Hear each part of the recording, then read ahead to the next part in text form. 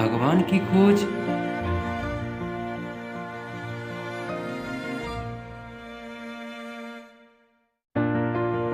13वीं सदी में महाराष्ट्र में एक प्रसिद्ध संत हुए। संत नामदेव कहा जाता है कि जब वे बहुत छोटे थे तभी से भगवान की भक्ति में डूबे रहते थे। बाल काल में ही एक बार उनकी माता ने उन्हें भगवान राम को प्रसाद चढ़ाने के लिए दिया तो वे उसे लेकर मंदिर पहुँचे और उनके हट के आगे भगवान को स्वयं प्रसाद ग्रहण करने आना पड़ा। आज हम उसी महान संत से संबंधित एक प्रेरक प्रसंग आपके सामने साझा कर रहे हैं।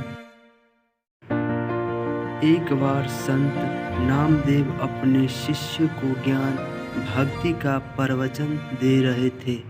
तभी श्रोताओं में बैठे किसी शिष्य ने प्रश्न किया, गुरुवर, हमें बताया जाता है कि ईश्वर हर जगह मौजूद है, पर यदि ऐसा है तो हमें कभी दिखाई क्यों नहीं देता? हम कैसे मान लें कि वो सचमुच है, और यदि वो है तो हम उसे कैसे प्राप्त कर सकते हैं? नामदेव मुस्कुराए और एक शिष्य को एक लोटा पानी और थोड़ा सा नमक लाने का आदेश दिया। शिष्य तुरंत दोनों चीज़ें लेकर आ गया। वहाँ बैठे शिष्य सोच रहे थे कि भला इस चीज़ों का प्रश्न से क्या संबंध। तभी संत नामदेव ने पुनः उस शिष्य से कहा, पुत्र, तुम नमक को लोटे में डालकर मिला दो। शिष्य ने ठीक वैसा ही किया। संत बोले, बताइए, क्या इस पानी में किसी को जरा दिखाई दे रहा है? क्या चखने पर नमक का स्वाद आ रहा है? संत ने पूछा। जी, एक शिष्य पानी चखते हुए बोला। अच्छा, अब जरा इस पानी को कुछ देर उबालो। संत ने निर्देश दिया।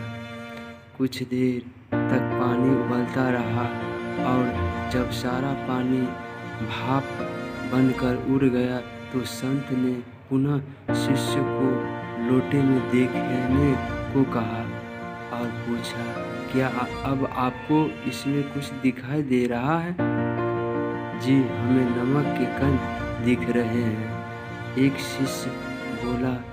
संत मुस्कुराए और समझाते हुए बोले, जिस प्रकार तुम पानी में नमक का स्वाद भी अनुभव कर पाए पर उसे देख नहीं पाए, उसी प्रकार इस जगह में तुम्हें ईश्वर हर जगह दिखाई नहीं देता, पर तुम उसे अनुभव कर सकते हो। और जिस तरह अग्नि के ताप से पानी भाप बनकर उड़ गया और नमक दिखाई देने लगा, उसी प्रकार तुम भक्ति, ध्यान और सत्य कर्म द्वारा अपने विकारों का अंत कर भगवान को प्राप्त कर सकते हो।